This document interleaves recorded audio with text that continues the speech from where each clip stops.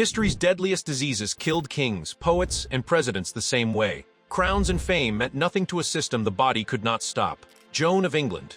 In 1348, a 14-year-old English princess set out for Castile to marry a prince she had never met. Joan was the daughter of King Edward III, and her marriage was meant to seal an alliance against France. Edward III's wardrobe accounts, preserved in the Public Record Office, list her trousseau in precise detail. More than 100 attendants, dresses lined with miniver and ermine, a portable chapel with embroidered altar cloths, and a chest of jewels valued at over £4,000. The first warning reached her in Bordeaux. Plague had crossed the Mediterranean only months earlier, and the port city was already burying its dead in mass graves. Her advisors urged her to continue inland. The decision was made for her.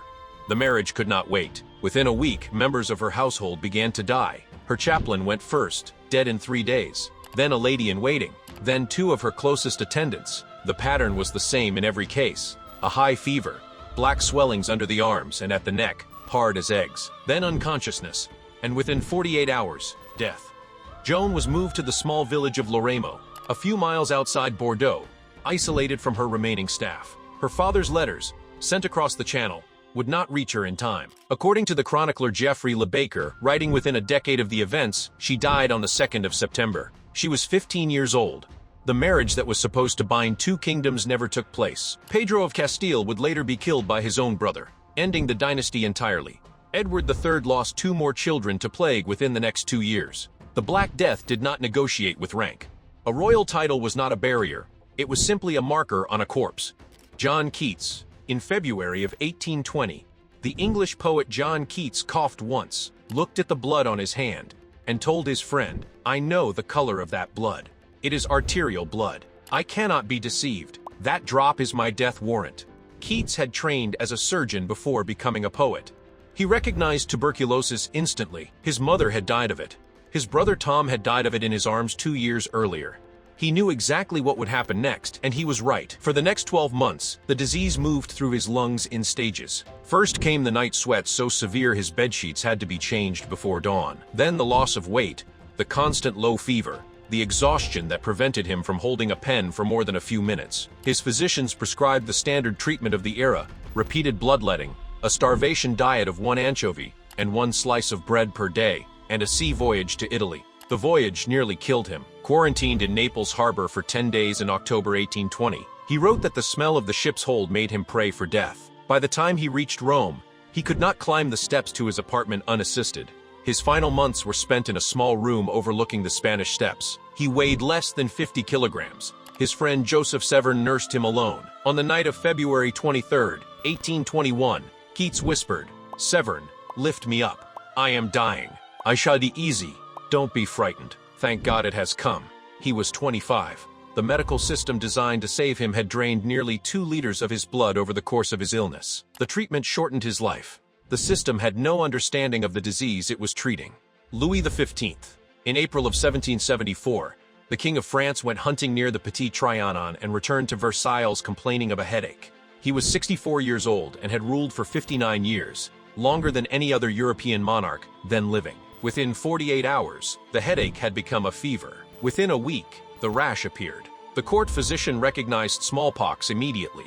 What none of them said aloud, at first, was that Louis XV had never been inoculated. His grandfather Louis XIV had outlived smallpox in childhood. Louis XV, by accident of biology, had not. The court did what courts do. They began calculating succession. The Dauphin, the future Louis XVI, was kept at the opposite end of the palace. Mistresses were dismissed. Priests were summoned. The king was placed in a sealed room with windows shuttered against the spring light, because his eyes could no longer tolerate it. The Duc de Croix, who attended the deathbed and recorded the scene in his memoirs, described what followed. Pustules covered every surface of the king's skin, then suppurated and ran.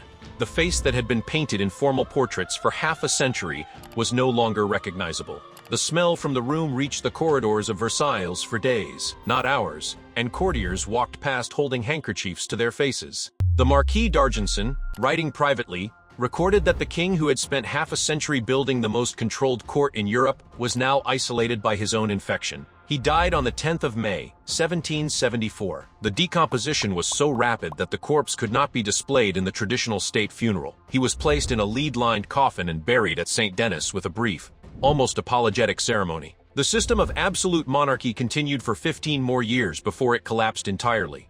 Smallpox had given the first warning that the system could not protect itself. Pyotr Tchaikovsky, on October the 28th, 1893, the composer Pyotr Tchaikovsky conducted the premiere of his Sixth Symphony in St. Petersburg. The audience reaction was muted. 9 days later, he was dead. A cholera epidemic was active in the city.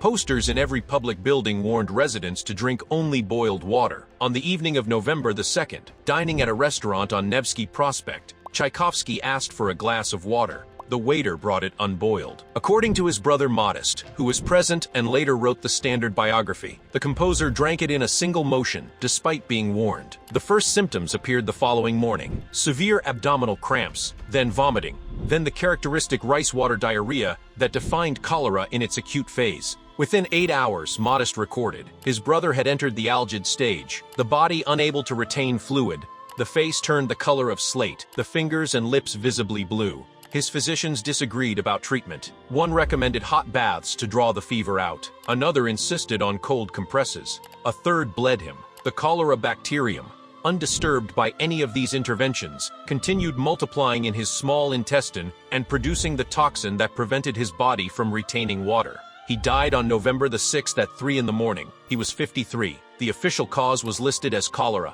Within weeks, rumors began to circulate that the death had not been an accident, that a tribunal of his former classmates had ordered him to commit suicide to avoid a scandal, and that the unboiled water had been the chosen method. Historians still debate this. What is not debated is that the medical system of 1893 had no effective treatment for cholera. The water killed him. The doctors only watched. George Washington, on the 12th of December, 1799, the former president of the United States rode his horse around the Mount Vernon estate in a mixture of rain, hail, and snow. He was 67 years old. He returned home soaked, refused to change his clothes before dinner because he did not want to keep his guests waiting, and went to bed with a sore throat. By the early hours of the 14th, he could not breathe. The first physician arrived at dawn and immediately bled him of approximately 12 ounces. The throat continued to close. The second physician arrived at 9 and bled him of another 18 ounces. By 11, the third physician had been called. Together, they bled him of an additional 32 ounces. In total, more than 2 liters of his blood was drained from his body in less than 12 hours. What Washington had was, in modern terms, acute bacterial epiglottitis, a swelling of the tissue at the base of the tongue that, untreated, blocks the airway. The condition is now treated routinely with antibiotics and a tracheotomy. In 1799, the standard treatment was bloodletting, blistering with hot poultices, and induced vomiting. Washington received all 3. Around 10 in the evening on December the 14th, he turned to his physician and said, "Doctor, I die hard, but I am not afraid to go." A few hours later, he stopped breathing. The cause of death was suffocation accelerated by catastrophic blood loss. The first president of the United States was killed by a treatable infection, and the medical protocol he himself trusted. The system that was meant to save him provided the final push. The body did not collapse on its own. It was helped.